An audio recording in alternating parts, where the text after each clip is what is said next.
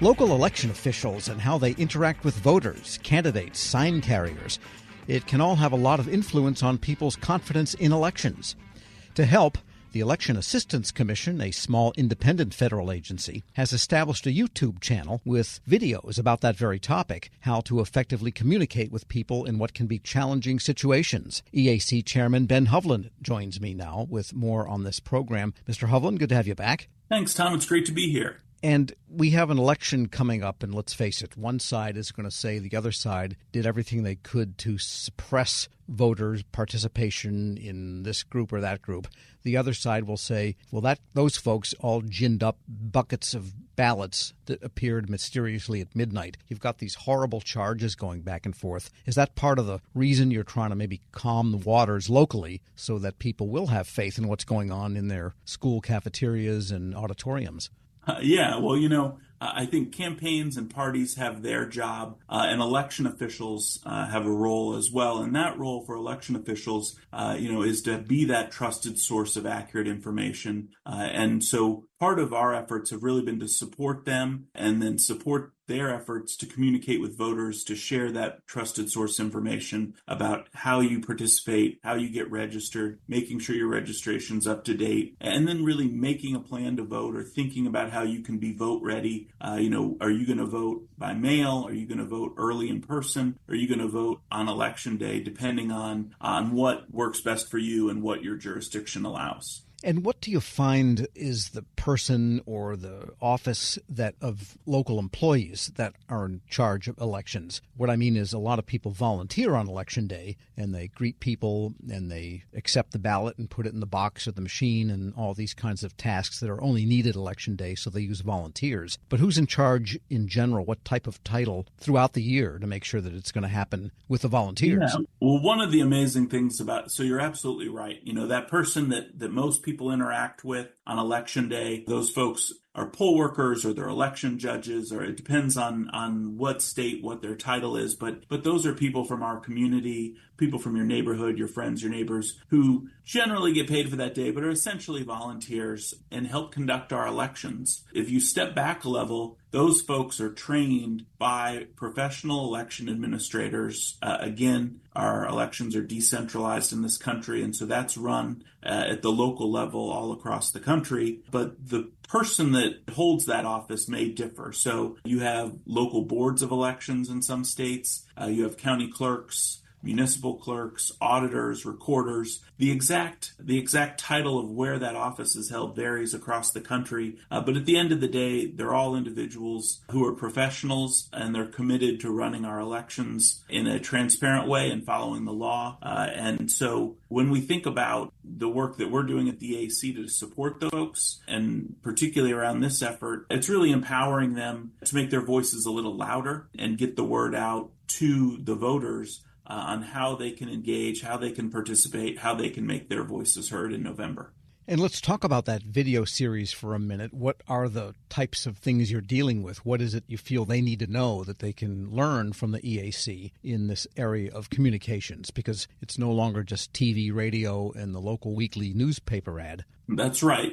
I think it's a couple things. One, there's been a decent amount of turnover in the elections field. And so part of it is getting people who are new to the field or new to their role up to speed as quickly as possible. But frankly, there's improvement for all of us on our communications and outreach. I think the increased attention to election administration in the last several years highlights an appetite by the public to understand the process, and so thinking about that. But again, one of the main recommendations is to think about ways to coordinate or partner with organizations, thinking about who other voices in your community can be. Again, I mentioned the list of folks who are those local election administrators across the country, but those aren't always the loudest voices in our community. Those might not always be the place that people know to turn to. And so collaborating with the media, collaborating with other elected officials who maybe have larger platforms are at least opportunities to drive people to that information, and then having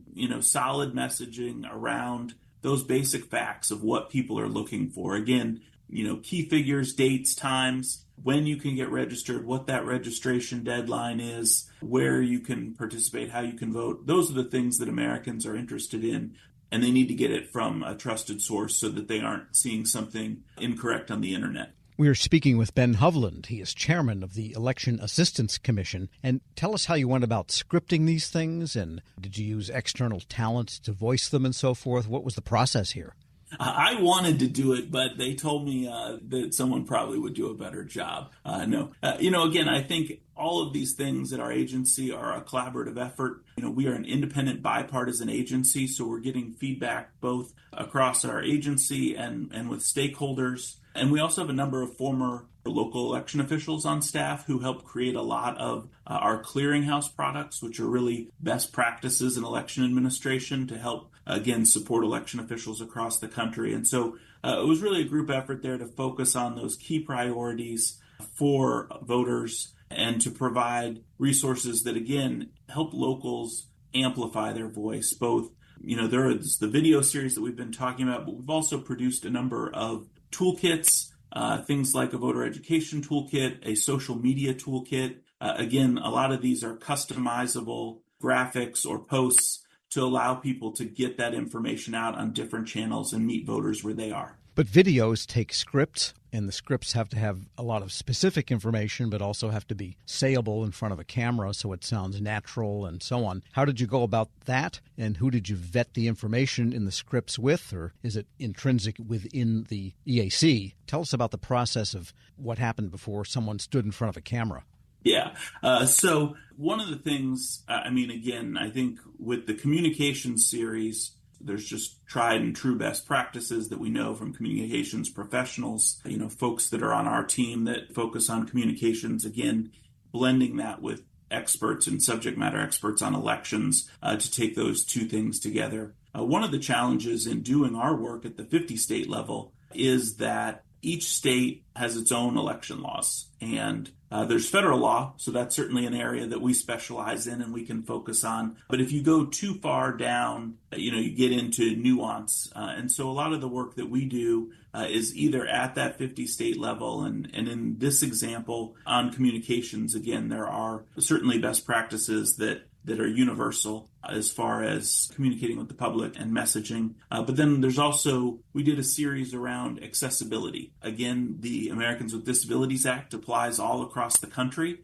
Even if you run elections a little differently, those need to be accessible. And so we did a series that talked about making polling places accessible, making sure there's sufficient parking, but also making sure that your communications are acceptable. Your website, other outreach is accessible. And so, again, a lot of the way that we approach it is recognizing the areas that are applicable in the 50-state and then, or leading people to have options to customize that. And these are all supplemental. There's also state training that goes on either from the chief election officials in states or state associations. And so we really look at this as a way to support those efforts or allow people to focus on their state-specific work, and we can take care of those things that are applicable at the 50-state level. Well, did staff write all of the scripting for these, or did you hire a contractor to do it and you vetted it? And did you have to hire a production company to make the videos? Because they look pretty slick from what I saw. Well, thank you. Yeah, it's usually a combination of all of the above. Again, it's a process, but, in this case, we've got communications professionals on contract. So there's an element of that. But of course, we're also always reviewing that in-house and using our in-house talent to also contribute to that. So it's really a group effort.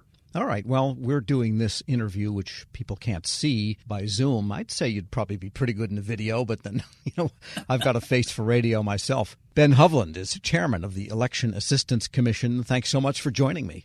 Thanks for having me. And we'll post this interview along with a link to the video channel at federalnewsnetwork.com/Federal Drive. Subscribe to the Federal Drive wherever you get your podcasts.